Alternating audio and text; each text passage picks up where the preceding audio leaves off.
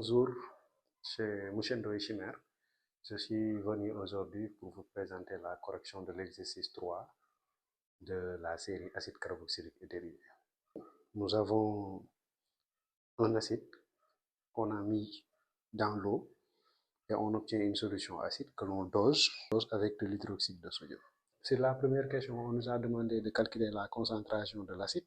Vu qu'on a dosé l'acide avec une base jusqu'à ce qu'il atteigne l'équivalence, on peut dire que donc ici, Ca, Va est égal à Cb, Vb. Alors quand on dit CaVa égale à Cb, Vb, là on atteint l'équivalence et ceci nous permettra maintenant de déterminer la concentration Ca. Donc Ca est égal à Cb, Vb.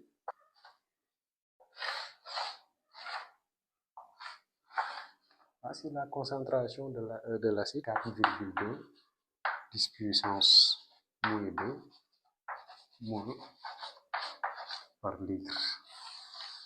Voici la concentration de l'acide. Voilà, on va chercher la masse molaire de l'acide. Je tire Ma à partir de cette relation. J'aurai Ma est égal à Ma ici est égal à M. Et quand je dis Ma, c'est la masse molaire moléculaire divisé par Ca VSA. Maintenant, la masse molaire est égale à 74 grammes par mol. Donc, la formule brute est C3H6O2 et on peut donner maintenant sa formule semi-développée. Donc sa formule semi-développée, la formule semi-développée sera CH3, CH2, COOH. Et son nom, on peut dire que c'est acide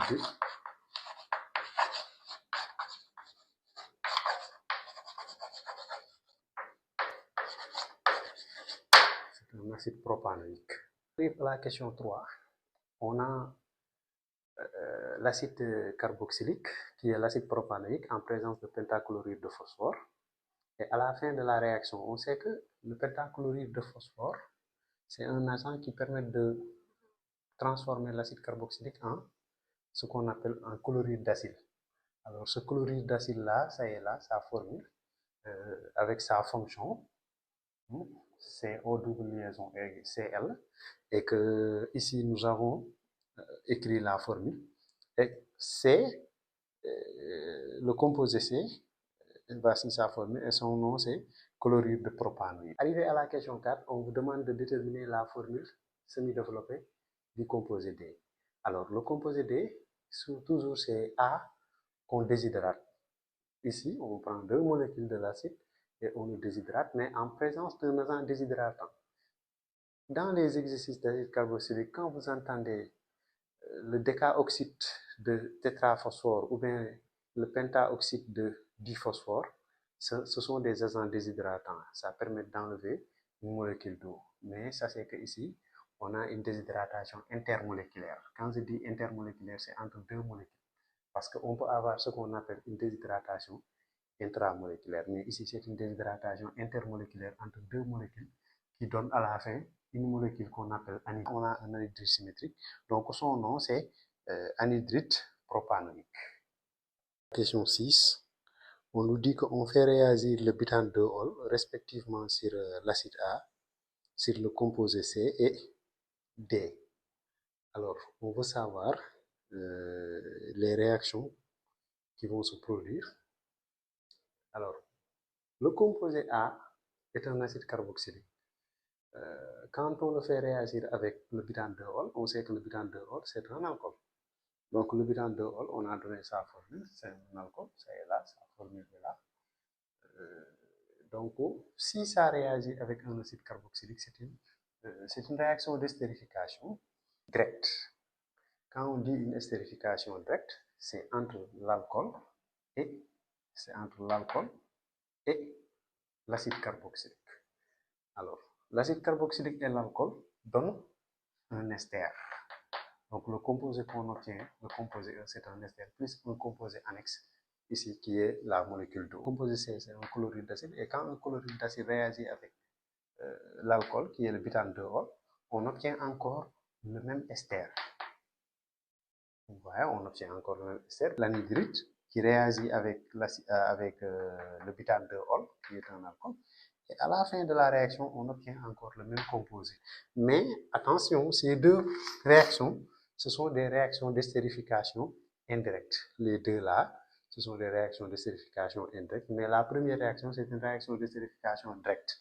Et une réaction d'estérification directe, on sait que ses caractéristiques sont différentes des caractéristiques d'une réaction d'estérification indirecte. Et à la fin, on nous demande de donner le nom du composé obtenu. Voici le composé obtenu. Le composé obtenu, on sait que c'est un ester. Voilà, nous avons propanoate de 1-méthylpropyle comme étant le nom de l'ester. On sait que pour l'estérification directe, la réaction est lente, limitée.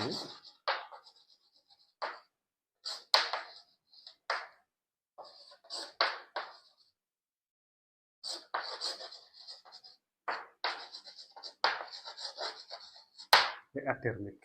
Mais quand il s'agit de l'estérification indirecte, dans ce cas, la réaction elle est rapide